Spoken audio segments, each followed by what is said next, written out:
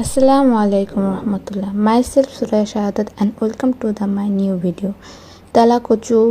তেলাকুচা বা বিম্বি যেই নামে চেনুন না কেন এই পাতা অনেক উপকারী। ডায়াবেটিস, জন্ডিস, পা ফোলা রোগে, শ্বাসকষ্ট, কাশি নিরাময় এই পাতাটি অনেক উপকারী।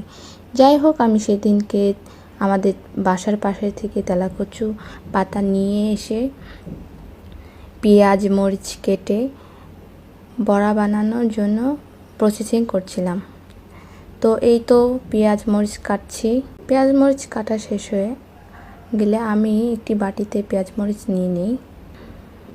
তারপরে শাকগুলো কেটে ভালোভাবে কুচি কুচি করে তারপরে বাটিতে উঠিয়ে নিই। এভাবে সব পাতা কেটে নিই। তারপর ডাউল ভালোভাবে ধুয়ে ঝরিয়ে নিয়েছি এবং এখন ব্লেন্ড করব। পর্যাপ্ত পরিমাণ ব্লেন্ডারে নিয়ে পানি দিয়ে পরে ব্লেন্ড করে নিচ্ছি। 2 ভাগে আমার ব্লেন্ড করতে হয়েছে। সবটুকু ডাউল যদিও লাগেনি, অল্প একটু লেগেছে। বাকিটুকু ডাউল আমি সাইড করে রেখে দিয়েছি পরে ব্যবহারের জন্য। এখন লবণ দিয়ে দিচ্ছি, রসুন বাটা, আদা বাটা, মিক্সার মশলা দিয়ে ভালোভাবে মেখে নিচ্ছি।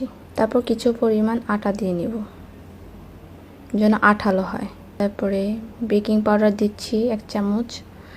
তারপর ভেষণ দিচ্ছি কিছু পরিমাণ।